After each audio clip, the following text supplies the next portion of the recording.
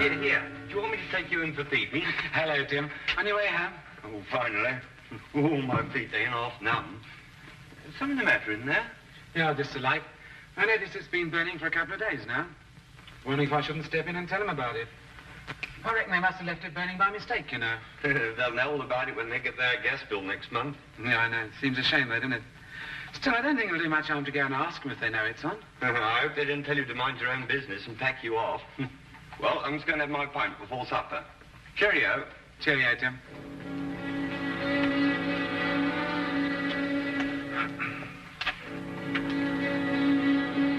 Afternoon, sir.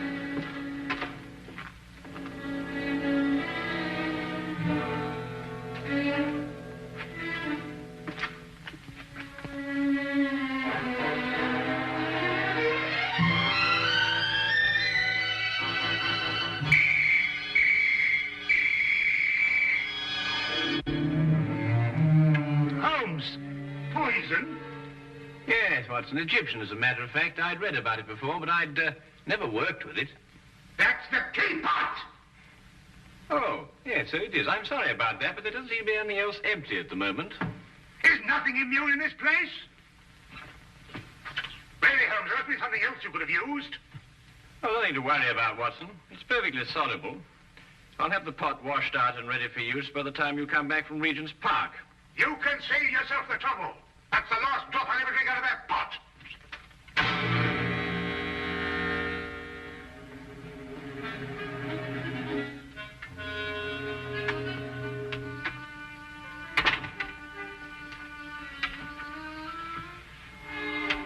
I say, Holmes,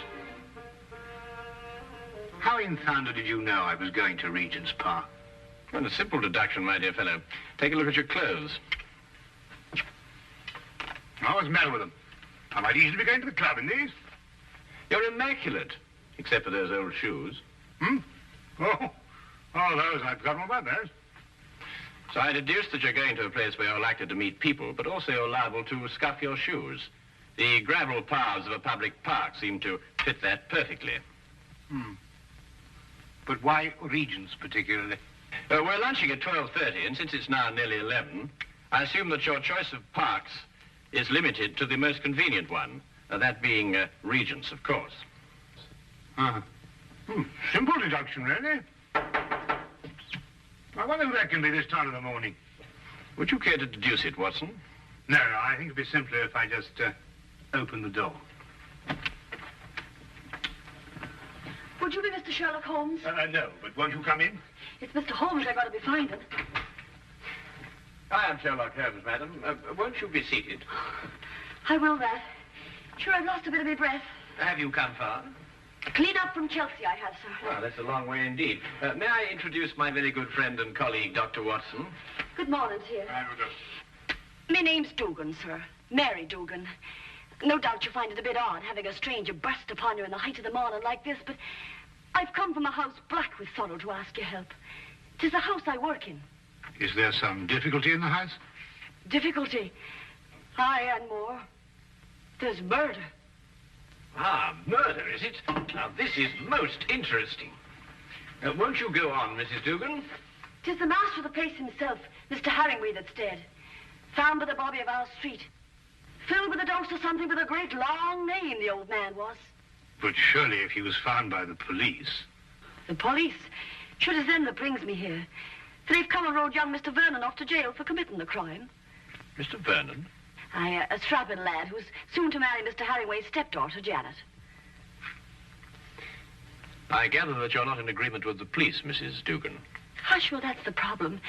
That's what's been torturing me all through these black nights and making my life unbearable.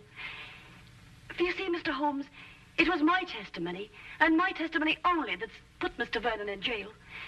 It's because of what I told the police that he's sitting in the cell this very moment waiting for his time to go.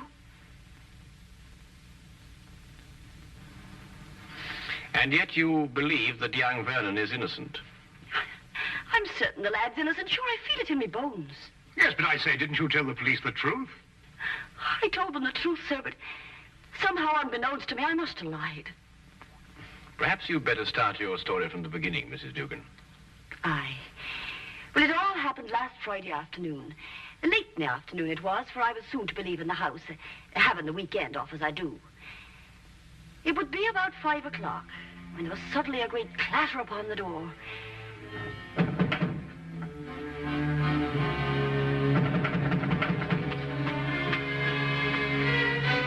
Hello, Mrs. Dugan. Oh, good afternoon to Mr. Vernon. Mr. Hammingway asked to see me. Is he in his usual ugly mood? Sure, you shouldn't be talking like that, Mr. Vernon. You know, it makes Miss Janet very unhappy to hear you two fighting all the time. Well, if he wasn't such a stupid old... Where is Janet? Oh, she's away to her aunt's in Manchester. She wasn't to go until tomorrow. Oh, I know nothing of that, sir. But I can swear he put her on her way this very afternoon. I doubt if her aunt's sick again. It looks like another of his tricks to keep us apart. Well, where is he? In his study. He's asked me to show you right in. Just a minute. My coat. I forgot something.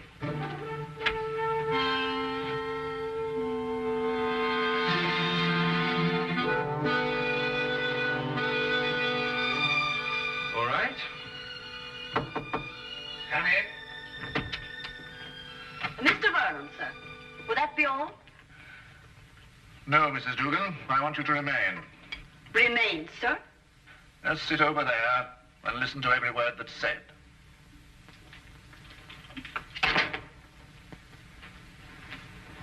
What is this? What have you got in your mind now? Young man, I have a very simple offer to make. And I want Mrs. Dugan here to be witness to it. Well, what kind of offer? I'll give you £1,000 to clear out of Janet's life. You must be out of your mind. On the contrary. Only a fool would refuse such beneficence. You disgust me. Your tastes don't interest me. I want only to rid you from Janet's life. Stay right here. I intend to finish. I happen to be in love with Janet. But I could hardly expect you to understand a thing like that. £1,000 is a lot of money. And for you, probably more than you'll ever have the rest of your life. Think of it. £1,000 just for clearing out. When I clear out, as you put it, I'm going to take Janet with me. I warn you, this is your only chance to gain anything. You must always win, mustn't you? Every little thing has to be your way. Even if it means destroying your daughter's happiness. I'm not interfering with her happiness. I only want to cleanse her life of a bit of trash. You may have had her under your fist all her life, but she'll break away now. No matter what you do, Janet's going to marry me. Mr. Hammingway! Medicine. My medicine in the cupboard in the next room. I'll get it. Green bottle on shelf.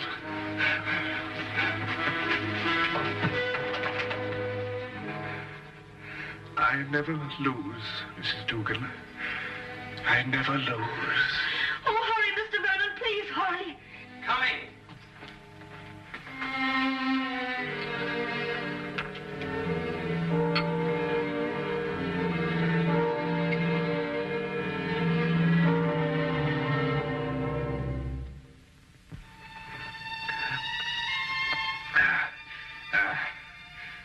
Thank you. Feel much better. Well, there's no need to stare. I'm all right. Now get out of here. Both of you.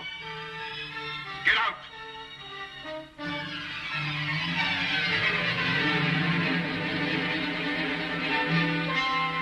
Get out.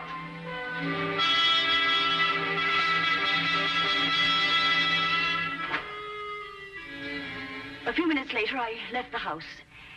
And that's the last I ever saw of Mr. Hammingway. Alive. I see. And what did you tell the police when they questioned you? Sure, I told them everything. Just as it happened. About the bottle Mr. Vernon took out of his coat pocket, the sudden quarrel, Mr. Hammingway's attack of illness, and Mr. Vernon going to get the medicine. And this was sufficient to have young Vernon remanded on a charge of murder? Aye, for the police informed me that it was the medicine, the very medicine that I saw Mr. Vernon give Mr. Hammingway, that killed the poor old man. They say that poison was put into the medicine. Yes, but look here, that certainly seems to point towards the young man. When he went to obtain the medicine, he apparently slipped in the lethal dose. It seems that way, sir. But in my heart, I can't bring myself to believe it of him. That Inspector Lestrade, though, he won't believe another thing else. Lestrade, eh? He's the policeman who seems to be in charge of it all. Indeed. Inspector Lestrade, you hear that, Watson? We must go round and see him. Well, if you think it'll help. Aye. And 1,000 blessings on the pair of you. I don't know what we can promise you, Mrs. Dugan. I shall have to have a word with Mr. Vernon before I can express an opinion on the case. However, we shall certainly go and see Inspector Lestrade at once. I know it looks dark and all, but I must keep up hope. Well, I must be off. I don't like leaving Miss Janet alone for so long. Naturally, Mrs. Dugan. Well, we'll certainly do our best. Thank you, sir.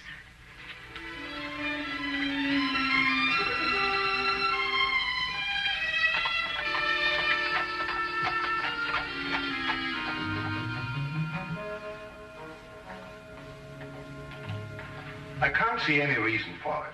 The man is guilty. Anything you want to know, I can tell you myself. Oh, come, Lestrade. I only want to ask the young man a few questions. It's time for my lunch. You needn't come. Now, look here, Holmes. There was a very large dose of strychnine in that medicine. The only person who could possibly have put it there was young Vernon. Or Mrs. Dugan? No, she didn't have any reason to.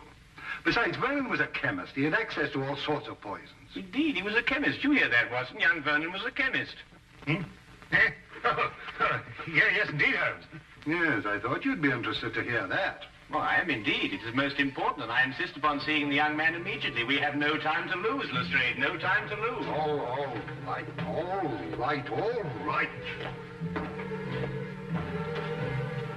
I don't see what you can possibly gain from this.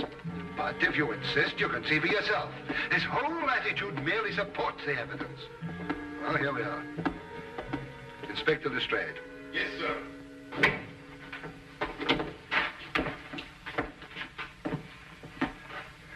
Well now, Vernon. Well now, Inspector. How many times a day are you going to bring me up here and subject me to your idiotic questions? I've already told you everything I know. I'm getting tired of repeating it every half hour so that it'll penetrate your dense brain. Look here, young man, that's hardly an attitude to take. You're charged with the most serious crime. Indeed, I am. And since it appears I'm to pay for it, my only regret is that I didn't have the pleasure of committing it. There's just one point. I don't know who you are, but you may as well know that I don't wish to answer any of your questions either. It appears I've talked myself to the gallows, and that should be enough. So good day to the lot of you. Good day to you, Mr. Vernon, and thank you very much. You've been most helpful.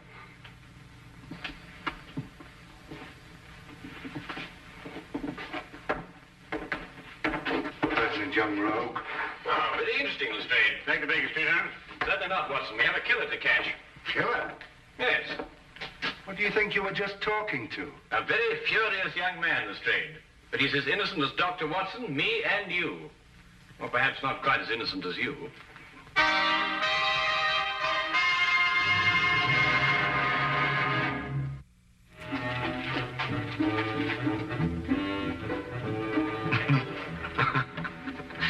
What can you possibly find to be so amusing? Huh? Oh, I was thinking about Lestrade's face when that young scamp called him an idiot. Holmes, do you really believe that young man's innocent? Strychnine, Watson. Combined with the fact that young Vernon's a chemist. Tell me, how quickly does strychnine act? Oh, a matter of minutes. Half an hour at the most. Exactly. He did not know that the house would be empty when he went to visit old Mr. Hammingway. He fully expected that Mrs. Dugan and Janet would be there. Right enough. Mr. Dugan indicated that. All right. Now, would a man with a wide variety of poisons to choose from choose a quick-acting drug, which offered him no chance of an alibi? Or would he be more likely to choose something a little slower, which would allow him ample time to be miles away at the time of death? Yes, I follow your reasoning, Holmes, but surely you don't accept that as conclusive. Oh, I didn't, until I spoke to young Vernon.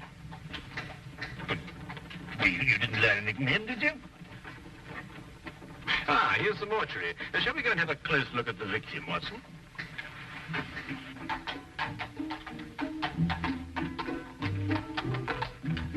Holmes asked to see the medical examiner's report, and as we prepared to enter the mortuary, he explained his theory that Vernon's violent temper didn't fit into the cold-blooded pattern of this crime. A particular sort of fellow, our friend Hammingway. No, why do you say that? Well, notice the well-kept hair, the neatly trimmed moustache. Mm-hmm. Wasn't so particular about his hands, was he? What do you mean, Watson?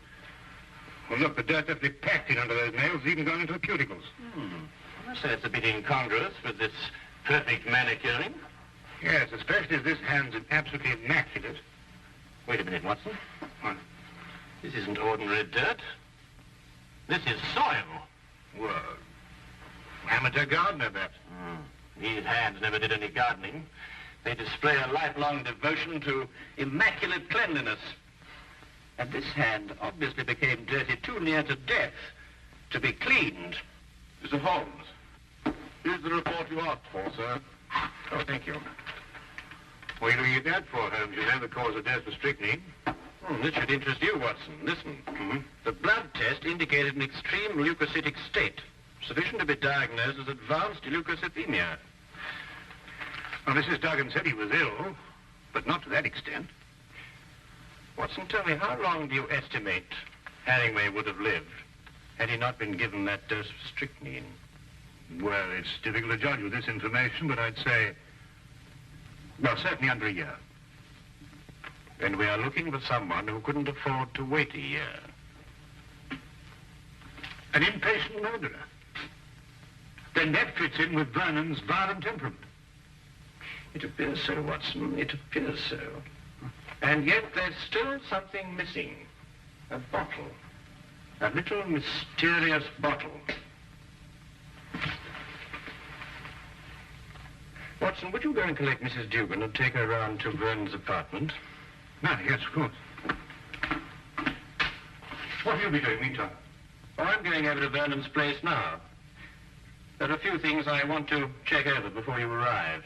But, it's going to be locked up. How are you going to get in? Oh, with a key. Have you got the key to Vernon's apartment? I hope so.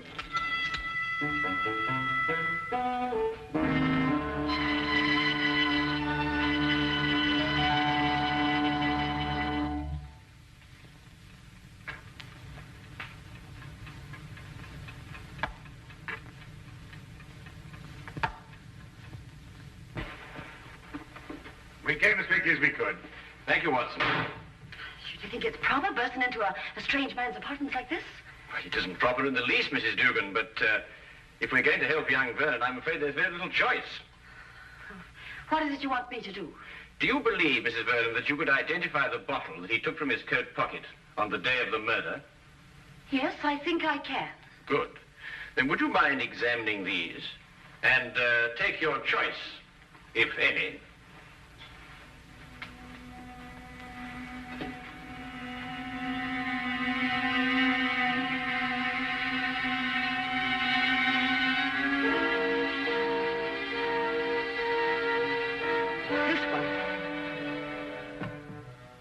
You're certain? I'm absolutely certain. Thank you, Mrs. Dugan. Thank you very much.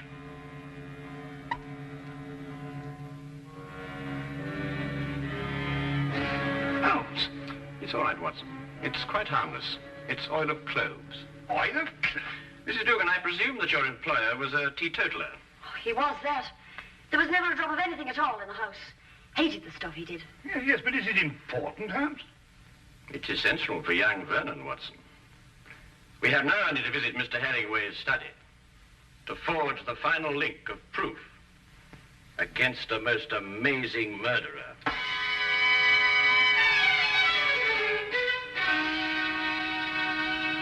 Really, Miss Hammingway, I hope you realize that in this case I find myself in a particularly difficult position. But as a police officer, I have no alternative. I must follow the dictates of the law. But Tom didn't do it. He couldn't have done it. It just can't be. Precisely the opinion I expressed to you this morning, Lestrade. Holmes? Oh, Miss Janet, this is Mr. Sherlock Holmes, and this here gentleman's Dr. Watson, his friend. It is because of me that they're here. You see, I went to them begging for the help. Help? It was your fiancé's arrest that prompted Mrs. Dugan, I believe. I see. Sit down, please. Well, really, Holmes, why do you persist in this? I've always had the greatest respect for your ability, but in this case, well, you astound me.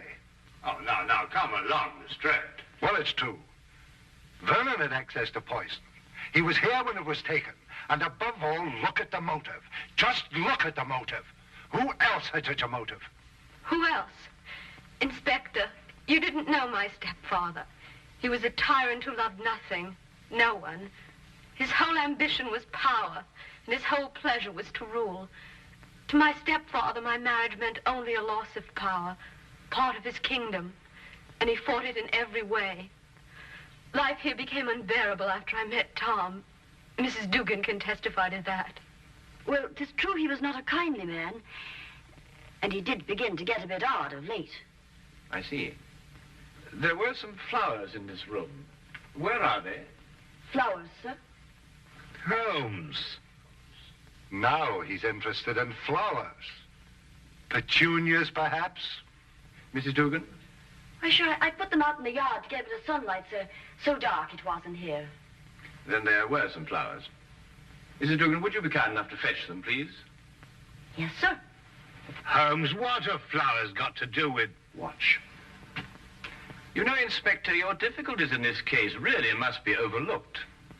Do you know that you've been deliberately duped? And very cleverly, I might add. I haven't been duped at all. I've got my man. Now, you see, you were looking for a murderer, whereas, of course, there isn't one. First it's petunias. Now there's no murder. There's a body, but no murder. You see, Mr. Hammingway committed suicide. There was no indication of suicide whatsoever. No message, nothing.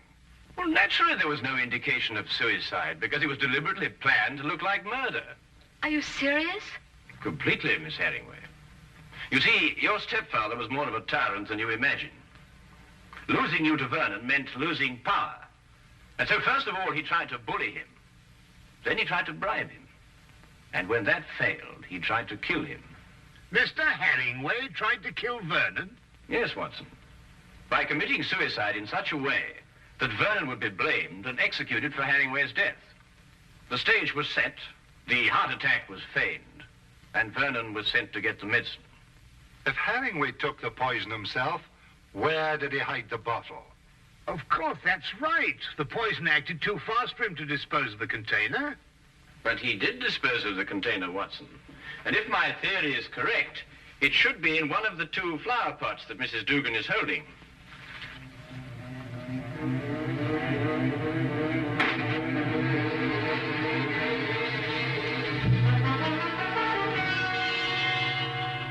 And a chemical analysis will reveal that it contains strychnine. The dirt under the fingernails. Exactly, Watson.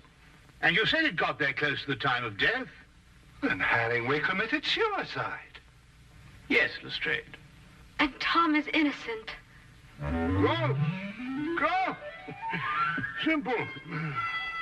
Completely. Holmes, you never did explain to me what the oil of clothes was for.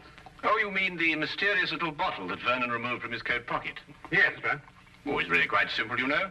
You see, Vernon stopped at a pub for a few stiff whiskies to brace himself for his interview with Hammingway. But the old man was violently opposed to the use of alcohol, so he had to do something to remove the evidence from his breath. Oil of cloves is quite common for that purpose. Ah, I see. Tea? No, none for me. No, I've had some before. My digestion is not quite up to it. Your digestion? Yes, I forgot and mixed our tea with some of that rare Egyptian poison.